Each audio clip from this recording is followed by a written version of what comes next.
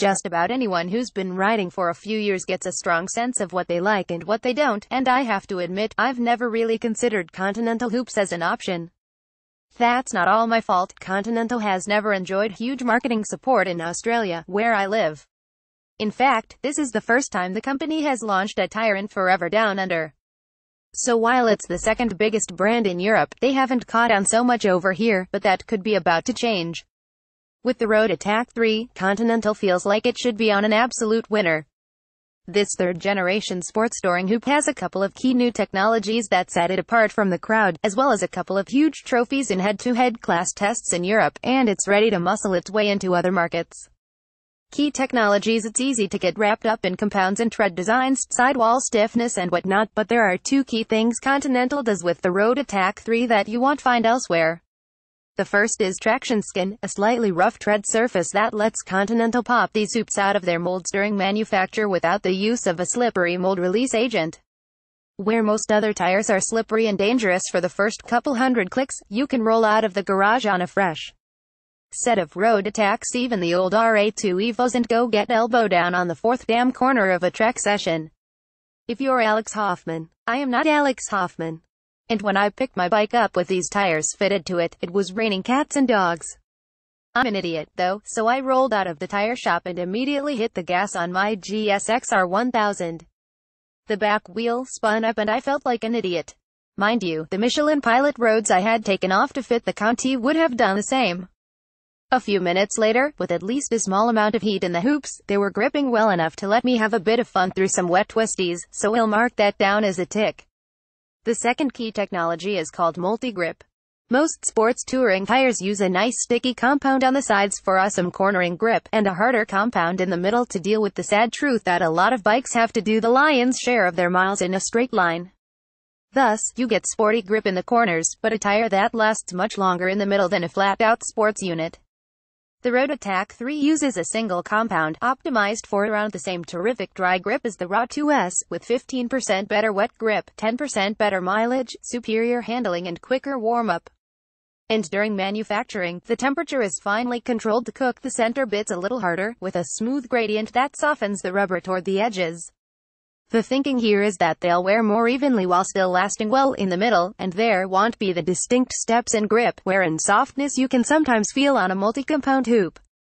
Road testing the Continental Road Attack 3s. After throwing a fresh set on my old Gixxer, I met up with Continental's Grant Samet, motorcycling superhero Miles Davis, and a group of other journos for a 2-day chance to get familiar with the Road Attack 3S across a range of different bikes.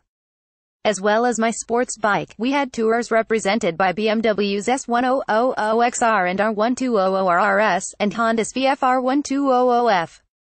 We had a learner machine in the CB650F Lambs, and one of my favorite super naked bikes, the mighty BMW S1000R. Over 2 indulgent days, we flogged the guts out of these generously donated machines across a series of roads I know well, and a bunch I'd never sampled. Conditions were variable. We rode mainly in the dry, but with patches of damp, over a typical assortment of Aussie roads, some bowling green smooth and others bumpier than a teenager's forehead and dusted with moss. The pace was generally fast, with a few bits of very, very fast and the odd bit of absolute nuttiness. My first impression was of effortless steering. And I should stress, I came straight off a set of Michelin Pilot Road 4s to do this test, and I've bought a few sets of those because I like how long they last and how fast they steer. The Road Attack's tip and even easier. Continental has spent a lot of time on its enormous German test track fiddling with things like the stiffness of the carcass and sidewall to balance the competing priorities of outright grip, road feel, steering and handling. After a 9 telepathic steering tip-in, they have that slight feeling of holding a line you get with tires sometimes. You can choose your lean angle and more or less relax as they carry you around the corner. That's not to say they're hard to adjust a line on, even when you're banked a long way over. It's a piece of cake to nip out wider to dodge a pothole, or tighten the line with a touch of inside handlebar to stop yourself running wide. But they have a don't worry, I've got this kind of self-assuredness to them. Bike after bike, damp after dry, great road after go track, I felt nothing but confidence in the way these tires handled. I tried using some front brake while leaned over, which on the Pilot Road 4S usually results in an unsettling twisting sensation that pulls the bike upright.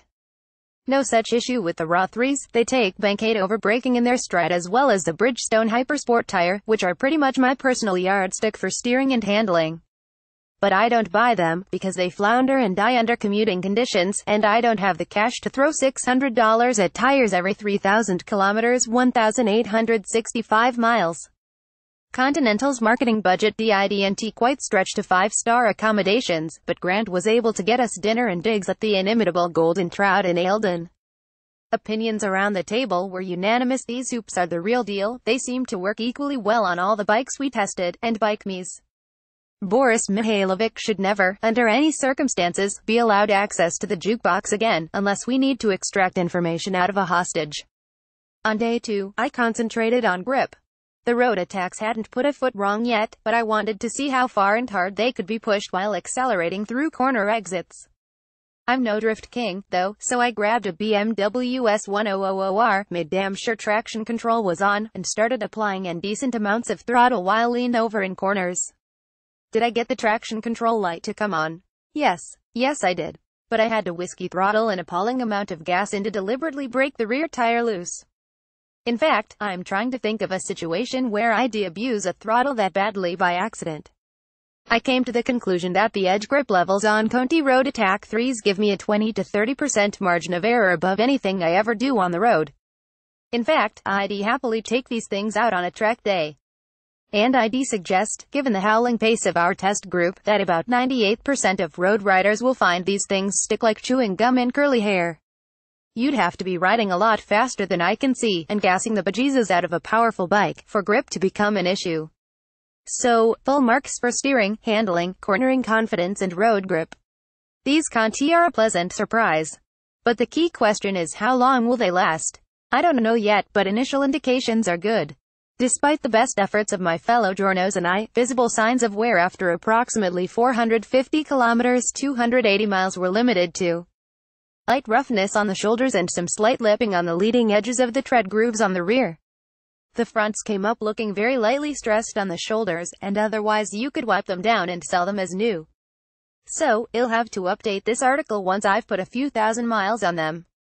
Here's the thing, I'm getting between 12 to 15,000 kilometers, 7,500 to 9,300 miles out of a set of Michelin Pilot Road 4s, which is about 4 times the mileage I get out of a sticky sports tire for the same money.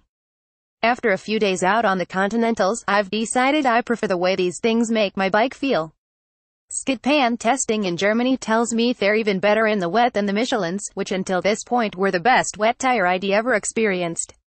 If they give me anywhere near the mileage of the Pilot Roads, I'll gladly put my hand in my pocket and buy another set. Prices are about in the ballpark for a decent set of rubber, but vary widely across sizes and regions, so you're best off contacting your local dealer for that sort of information. A heavier-duty GT version of the rear is available in several sizes for bigger touring bikes carrying heavier loads. I think the vast majority of riders will enjoy the hell out of these hoops, and I think they deserve to pick up a good chunk of the road riding market. Here's hoping the rest of the world figures out what the Europeans have known for some time now, that Continental's motorcycle tire division has some serious tricks up its sleeve and is well worth considering. View Gallery 26 images.